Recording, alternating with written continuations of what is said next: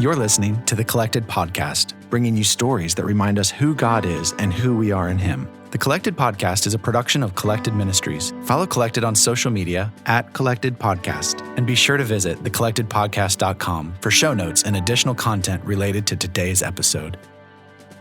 Welcome to Season 5, Episode 9 of the Collected Podcast. I'm your host, Ben Biondo, and I am very, very excited to bring you my interview with Jayma Montgomery. She is a Jamaican immigrant and an Army-trained internal medicine physician turned blogger and author. So God has done some wild things in her life to get her to where she is today. And she's going to be sharing about a book that she has coming out in April. So without further ado, Jayma, welcome to the show. Hi, Jess. Thank you. Thank you for being here. As we get started, I was wondering if you could share how you came to know the Lord and just about this journey that He's had you on. It seems like through multiple careers and quite a diverse path to get you where you are today. Right. You used the word wild, which is very appropriate. I was very prepared for this question. I've noticed your pattern in your prior interviews. And I have to say, at least the interviews that I've listened to, it seems like a lot of people on the show have this story of coming to know the Lord very early or at a very young age. And I have to say, that is not my story. I did grow up in the church, I wasn't unchurched, but it was very much just an activity. So, I attended with my parents. I was in youth group. I was familiar with common scriptures and Bible stories and so forth. And I would say, more into middle school, high school, I started to care a lot more about certain sermon topics, for example, the way they would hit me. And I would really think about, oh, wow, I think I'm a sinner. I think, God must be angry with me. And that would be enough to get me to the altar, but it wouldn't keep me in a place of true fellowship with the Lord. And so there were a lot. I can't even count how many times I said the sinner's prayer, but I wasn't ready to commit to walking with Jesus. So really, that didn't happen for me in earnest until after college. And I do talk a little bit about it in some of my writing, but I would say the clearest day that I can point to and say, yes, this is when I made the decision, for better or worse, even though I kept stumbling, was when I was around 21, 22. I was driving home on the highway from an academic thing that I was doing, because at the time I was studying for medical school. And I noticed that there was smoke in my rearview mirror. And so I kind of I don't know how I responded, but it wasn't a normal response. I just kind of kept driving. And this gentleman in the other lane waved me over. And that was what got me, to pull over and get out of the car. And I probably would not have gotten out of the car if he wasn't there. Well, thank God for that, because within maybe 30 seconds of getting out of the car, the whole thing went up in flames. And it was so dramatic for me that it really made me question, okay, was that a coincidence? Did God save me for a purpose? Am I supposed to be doing more with my life? So I began to ask those kinds of questions. And I just remember when my mom showed up, because I was holding it together. And then when your mom shows up, you just lose it. And I saw her face, and I saw how close I had come, to the point of death, and the fact that I didn't have any assurance of what would happen after that or what my place was. Just didn't have a relationship with the Lord. He was just a distant being. And so that was the time when I really said, you know what, I'm going to commit.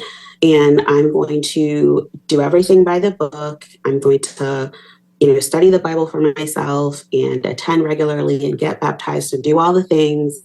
And I'm going to give it a year. And, I basically was like, Lord, if you are a personal God who cares about me, then, I won't walk away. And that was kind of the bargain I struck, which they tell you not to do. But I did. I struck a bargain. And yeah, he just started to really show up in my life in really profound ways. And so I've been on that path ever since. So that's my salvation story, I guess. I love it. Man, that is powerful. I mean, God was getting your attention in a big way. Yeah, that one was hard to miss. Yeah. Wow. And I wonder if that man who flagged you over, if he was some sort of an angel. You never know. I've wondered that years later. I really have. Yeah. So as you continue to grow with the Lord, was there a time you ever questioned the path you were on? And if so, how did you wrestle through that? And how did that continue to develop you? All the time. I'm kind of like the female version of,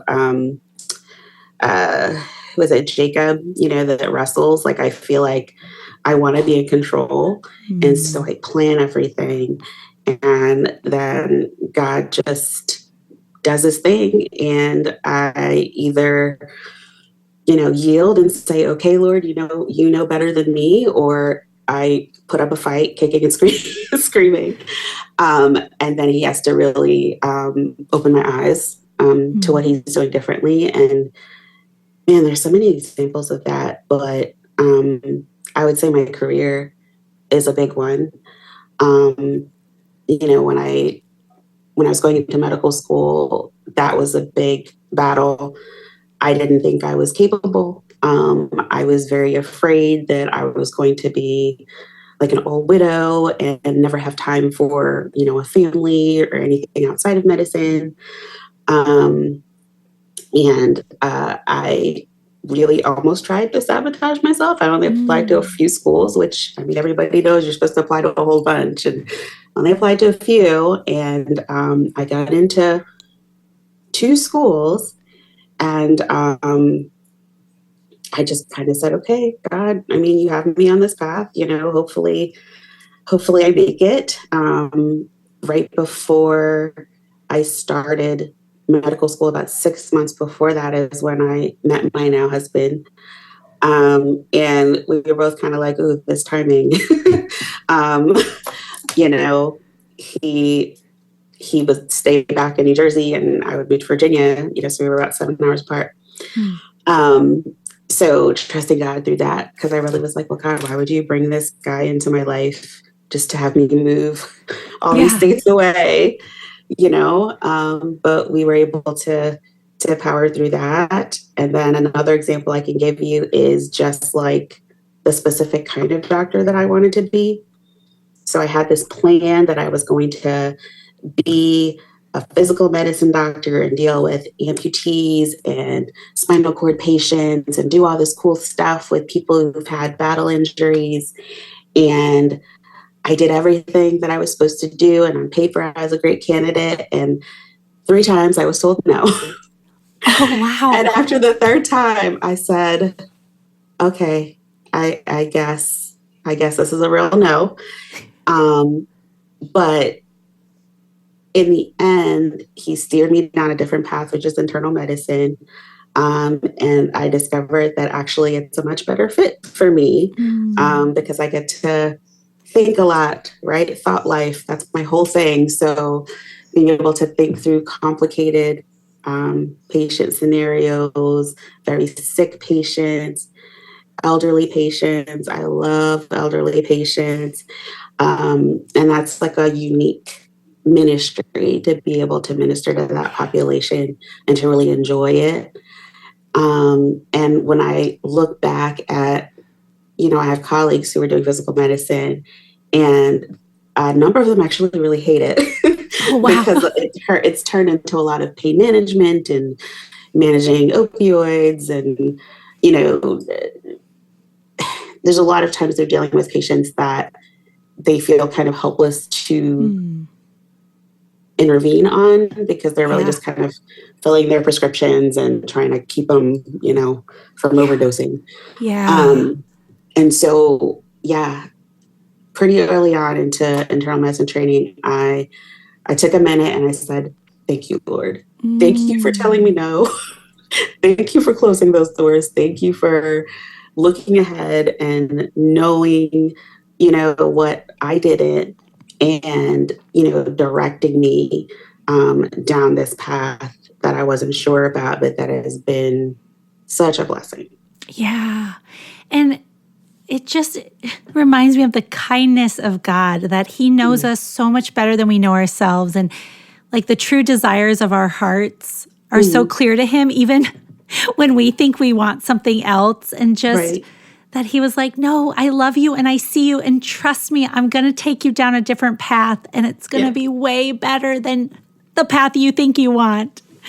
I feel like there is someone listening out there who is in that, and it might not be medicine related or career related, but there's something you keep knocking on the door of, and you have had it closed 2 or 3 times. And I don't know, I hope that this is inspiring and encouraging for that listener, that like God is not leaving you high and dry. Maybe he's leading you in a different direction.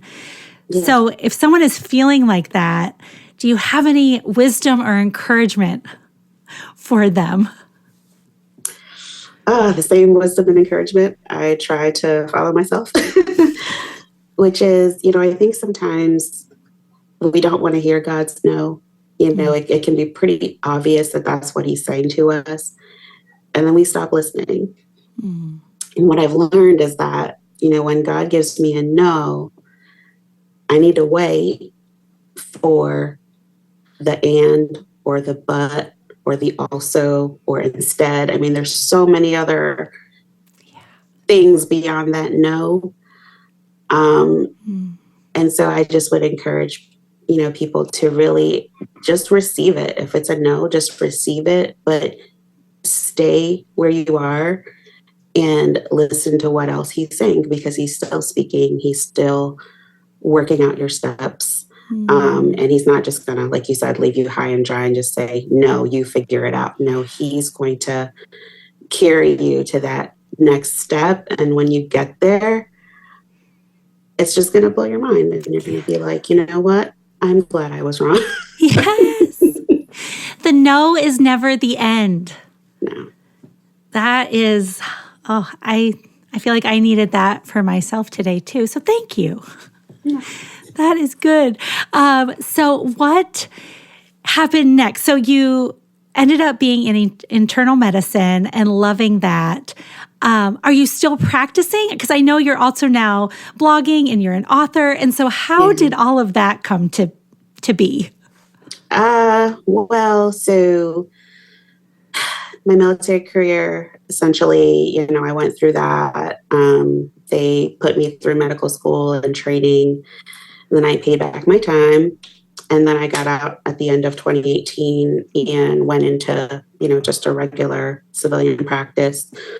We did lots of moving around, obviously, with the military. But even after we got out, we were up north and that wasn't the place for us. And so, the doors were open for us to move down to the Charlotte area. Right about a year into COVID, actually.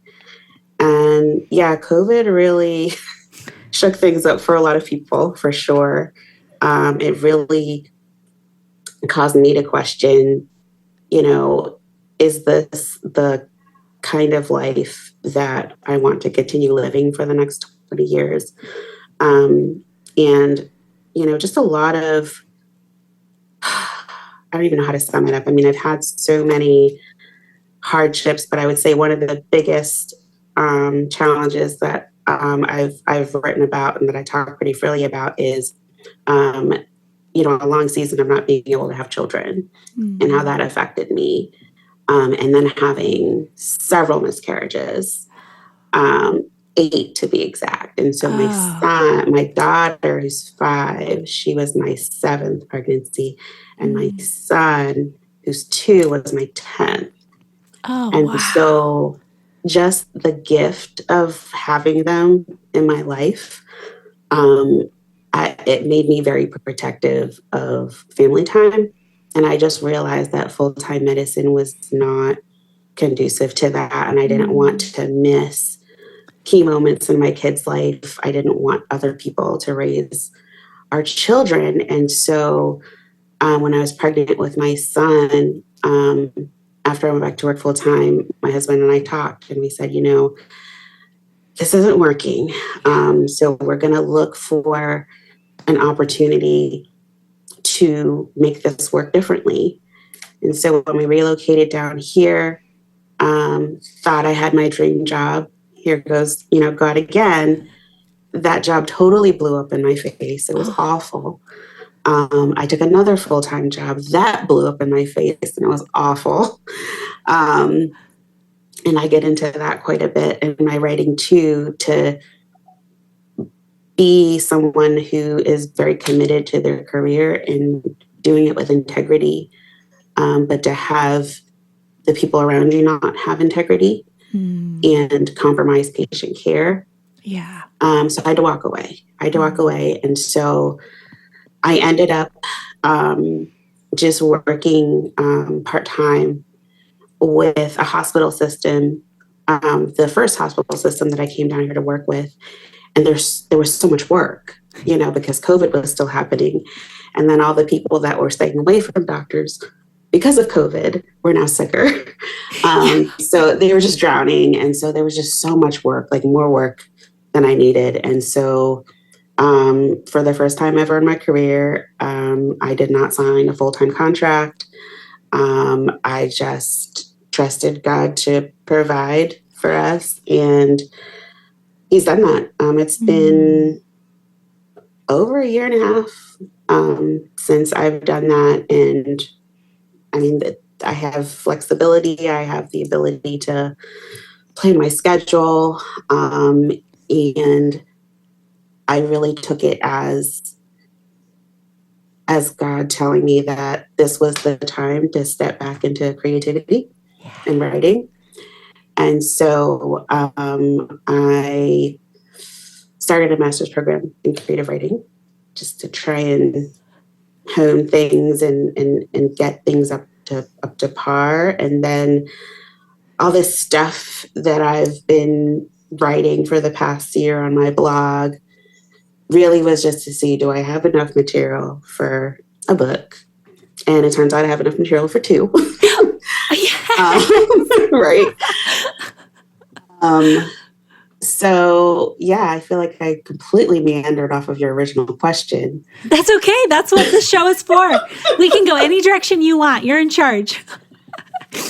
But all that to say, it definitely, so I would not have, if you came to me and said 3 years ago, Jayma, you're going to be a part-time physician, getting ready to publish a book, blogging, and just feeling like you are following God's plan for your life, I would have thought you were nuts. And a mom of 2. In my head, in my head, it was, nope, you're going to be a full-time physician until you retire. And that's just the way it is. But, like you said, God is so compassionate. And, He gave me that, that drive and that urge to write from when I was young. And, I thought it was just kind of a hobby. But I mean, I think this was really Him nudging me and saying, no, it's more than that. This is part of how I want you to contribute to the world. I want you to write about your life and your experiences. And oh, by the way, medicine is part of that. Like, yes, it's career, but that's part of what I want you to write about. I want you to write about those hard things, those patients who are being neglected in nursing homes and mismanaged in hospitals, and just the the apathy and the fatigue, frustration, you name it, that is setting in among doctors and nurse practitioners and PAs, especially coming out of COVID. Just the burnout is really affecting the way that we care for people. So I think that's part of what God wants me to do, is he wants me to shed light on that, and lean on him to practice medicine differently. And to not lose compassion, which is hard to do when you're exhausted. When you just want to get home to your kids and go to bed and it's been 14 hours. But that last patient still needs you to show up. So that's part of, I think, my gift, is that God really provides what I need when I'm on empty, to really be able to minister to people the way that he wants them to be ministered to in that vulnerable space. Yes, and that's so relatable as a teacher or whatever career you're in. Like, bring God into that. I was feeling at my wit's end with my students. I'm a 6th grade social studies teacher for my day job. And I have had to take time every day to just pray for my students, and that I will rest in the Lord and rely on his strength and not my own, because February feels really long as a teacher. And if I'm trying to do it in my own power, I will lose patience every time. Not patience like you have, patience with a CE. Hopefully no one's losing the other kind of patience. But really quick, before we get into more about the book you have coming out in April, I was wondering if you might have a word specifically for women walking through the grief of infertility or miscarriages. When you said that, I have a lot of dear friends in my life who I know are going through that, and I haven't been married. I haven't tried to have children yet, and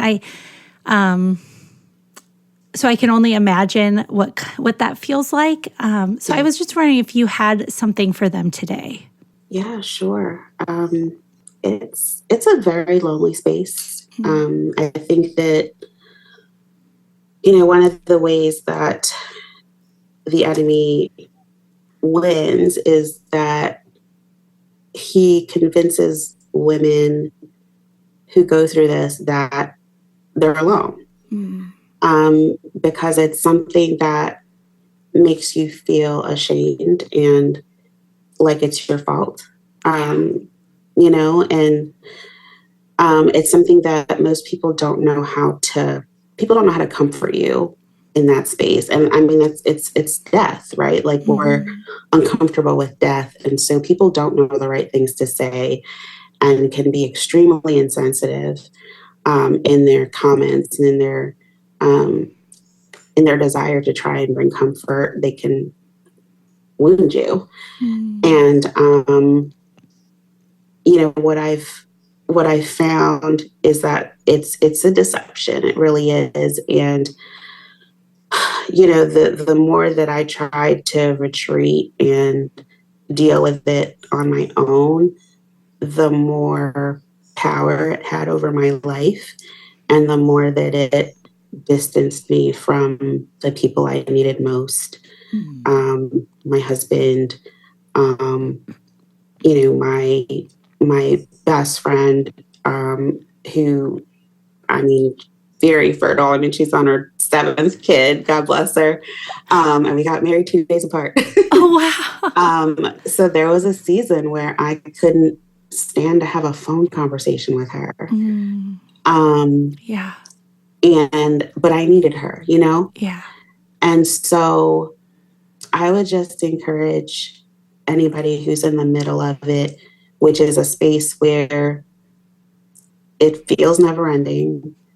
It feels like the end of the world. It feels like the only thing that is going to make your life worthwhile is a child, specifically a child from your body.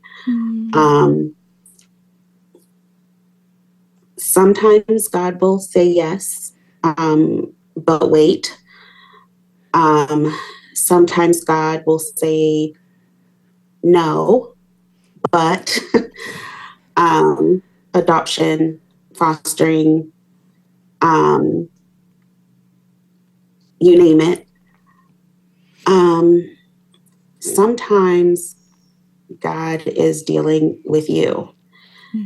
And it took me a really long time to realize that not that God was punishing me. I did think that for a long time, but that as much as I wanted children in that season, I was not ready. My marriage was not ready. My husband was not ready. My life was not ready, not even close.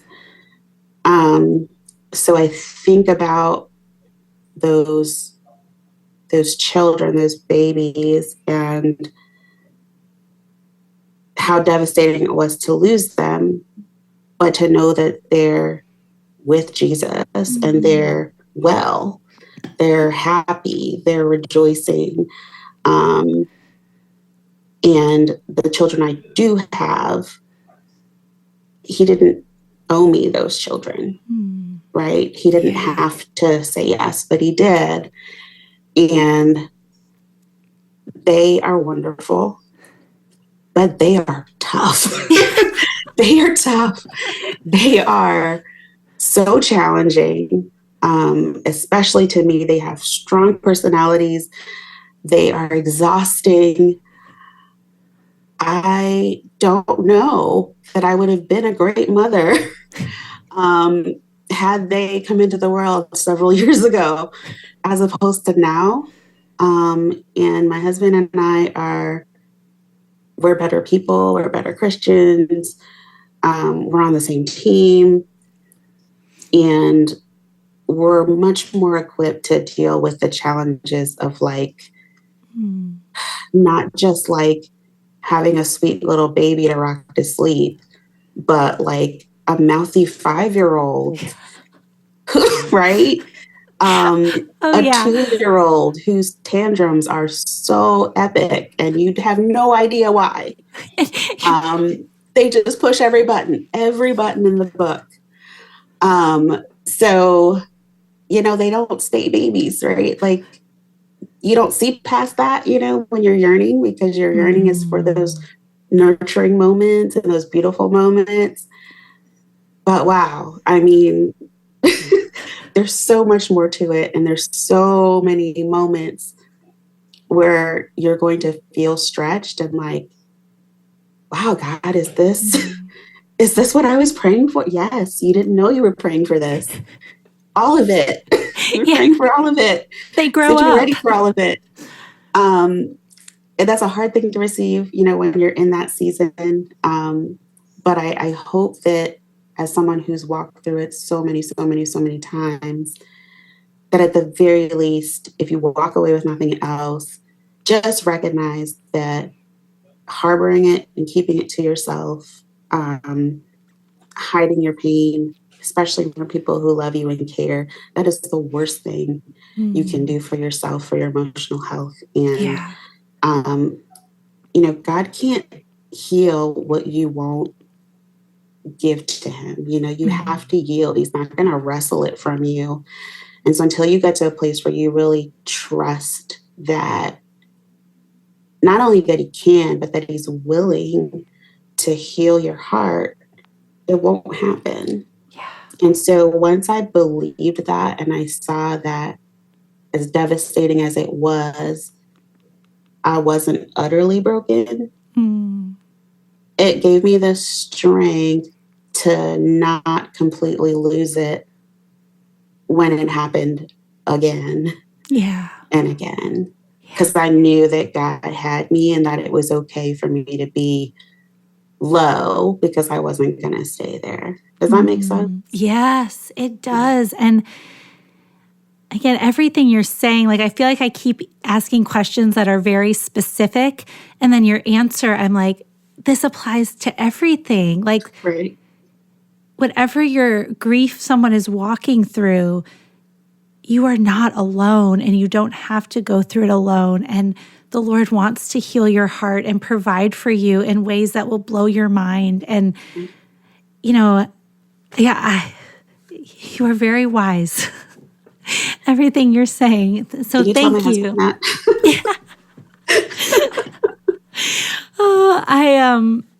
that? Thank you for being so open and vulnerable about that. I know that wasn't something we had planned to talk about, and so I really, really appreciate it. And I know that was for people out there.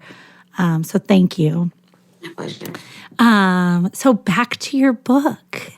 Coming out April 1st. What is it? What's the title? What is it about? Why did you write it? Tell us all the things. All the things. So the book is called Alienation, and it's a memoir that I'm telling as just a collection of short stories, and I grouped them by theme.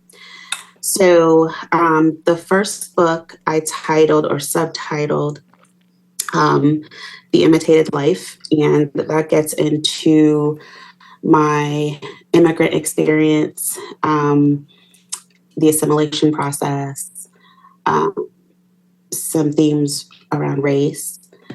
The second part gets into more of my home life, my young life, what my family dynamic was like in a blended family. And then the last part, the third part, gets into issues surrounding womanhood. I talk quite a bit about my struggles with self-image. I actually developed alopecia at 21 years old. That's a whole thing. And so that was very difficult. That was probably like the worst time in life for something like that to happen as a young adult. And touch on a lot of issues pertaining to mental health as well. So, I mean, it's a lot. And so, as I was writing, I realized, there's more story to tell, but I'm not done living it yet. So I went ahead and just found a nice stopping point for the memoir. And my plan is to do the second book, which I'm going to subtitle that No Place Called Home. And that will get more into my military career, medicine,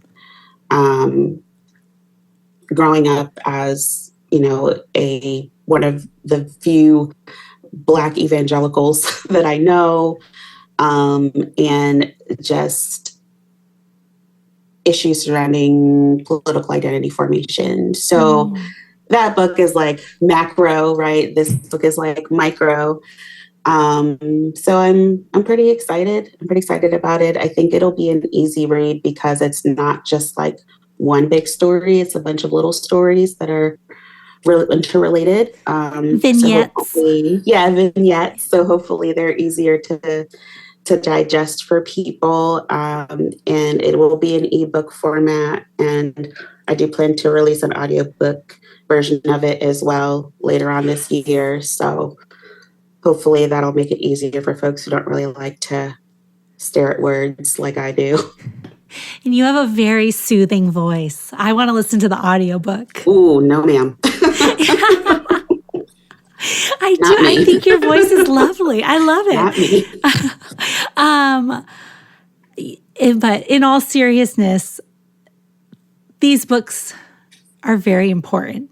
Like, as you're describing everything you're sharing in each of these stories, I'm genuinely very excited to read this. And I think, like, as you were talking, it was just like the world needs your story. And I'm not just saying that to say that, like, I felt that in my core as you were talking, that your journey you have been on is going to impact so many people, and that these books are very important. And I think there will be more than 2, but time will tell. So where can people find them on April 1st? So, well, certainly my blog, it has a book promotion page. So that's thiswomansthoughtlife.com. Okay, and I'll link to that. Yeah. And it'll be in all of the major book retailers, Amazon, Barnes and Noble, anywhere you can get it online, it'll be available. So pretty widely distributed. So very easy. But yeah, if you're not sure, you can always just go to my blog and go to the book promo page. I love it. I'm excited. So what are you learning about the character of God right now? Oh, man.